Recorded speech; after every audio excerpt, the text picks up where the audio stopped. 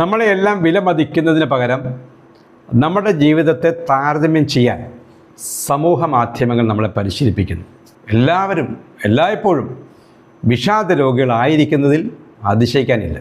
Communication രംഗത്തിൽ ലോകത്ത് എത്ര വലിയ കുതിച്ചുചാട്ടമാണ് സംഭവിച്ചുകൊണ്ടിരിക്കുന്നത് എന്ന് പറയേണ്ട ആവശ്യമല്ലോ ഉണ്ടോ? 20 വർഷങ്ങൾക്ക് മുമ്പ് ലോകം നമ്മുടെ ചൂണ്ടുവിരൽ തുമ്പി കറങ്ങി നടക്കുമെന്ന് കുറച്ചാളുകൾ ഒഴികെ ആരും തന്നെ വിചാരിച്ചിട്ടുണ്ടാവില്ല. കുറച്ചാളുകൾ എന്ന് പറയുമ്പോൾ ഈ സാങ്കേതിക വിദ്യകളുടെയൊക്കെ പുറകിൽ, ഇന്നത്തെ നിൽക്കുന്ന AI പുറകിൽ, അതുപോലെയുള്ള സാങ്കേതിക വിദ്യകളുടെ പുറകിൽ പ്രവർത്തിച്ച അതിബുദ്ധിശാലികളായ കുറച്ചാളുകൾ, അതാണ് ഉദ്ദേശിച്ചത്. വാർത്താവിനിമയ രംഗത്തിൽ ലോകത്തുണ്ടായ മാറ്റങ്ങൾ ആരെയും അത്ഭുതപ്പെടുത്തുന്നതായിരുന്നു. കുഞ്ഞൻ സ്ക്രീനിൽ നിമിഷങ്ങൾക്കുള്ളിൽ ലോകത്തേത് കോണിൽ നടക്കുന്ന സംഭവങ്ങളും സമൂഹ മാധ്യമങ്ങൾ ഏറ്റെടുത്ത് നമ്മളിലേക്ക് എത്തിക്കുന്നു. അച്ചടി മാധ്യമത്തെയും ടെലിവിഷൻ മാധ്യമത്തെയും കൊഞ്ഞനം കൊത്തി സമൂഹ മാധ്യമങ്ങൾ അവയെ അപ്രസക്തമാക്കുകയാണ്. അച്ചടി മാധ്യമങ്ങളിൽ വരുന്ന വാർത്തകൾക്ക് മുമ്പ് സമൂഹ മാധ്യമങ്ങളിൽ ജനങ്ങൾ വായിച്ചു കഴിഞ്ഞു, ജനങ്ങൾ കണ്ടു കഴിഞ്ഞു, ജനങ്ങൾ തിരിച്ചറിഞ്ഞു കഴിഞ്ഞു. അച്ചടി മാധ്യമങ്ങളെല്ലാം ഇന്ന് വലിയ പ്രതിസന്ധികൾ അഭിമുഖീകരിച്ചുകൊണ്ടിരിക്കുകയാണ്.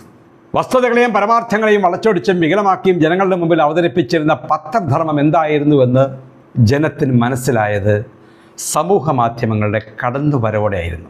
അതേസമയം സമൂഹ മാധ്യമങ്ങൾ ജനങ്ങളോട് ചെയ്യുന്ന അനീതികളും കാണാതെ പോകാൻ പറ്റത്തില്ല. ഓരോ മനുഷ്യനും അവൻ്റേതായ വ്യക്തിത്വവും സ്വകാര്യതയൊക്കെ ഉണ്ടാവും. എല്ലാവരും ആഗ്രഹിക്കുന്നത് തങ്ങൾ മറ്റുള്ളവരാൾ ബഹുമാനിക്കപ്പെടണമെന്നും ആദരിക്കപ്പെടണമെന്നും ഒക്കെയാണ്. തങ്ങളുടെ സ്വകാര്യതയ്ക്കും അതിൻ്റേതായ മൂല്യങ്ങൾ അവർ തന്നെ കൽപ്പിക്കുന്നുണ്ട്. അത് മറ്റൊരാൾക്കും അപഹരിക്കാൻ പറ്റത്തില്ല.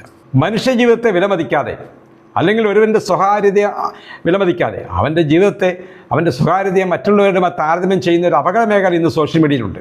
ആ സാമൂഹ്യ മാധ്യമങ്ങളിലെ ചുഴികളിലും മലരുകളിലും പെട്ടുപോകുന്ന ജീവിതങ്ങൾ അങ്ങേയറ്റത്തെ മാനസിക സമ്മർദ്ദങ്ങളിലൂടെയാണ് ഓരോ ദിനവും കടന്നു പോകുന്നത്.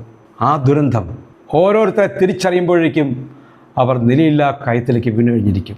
സമൂഹ മാധ്യമങ്ങളിൽ മുങ്ങാങ്കുഴിയിടുന്നവർ വിഷാദ രോഗികളായി മാറുന്നതിൽ അത്ഭുതമുണ്ടോ? മറ്റേതോ ലോകത്തായിരിക്കുന്ന അവസ്ഥയിലായി പോകും പലരും.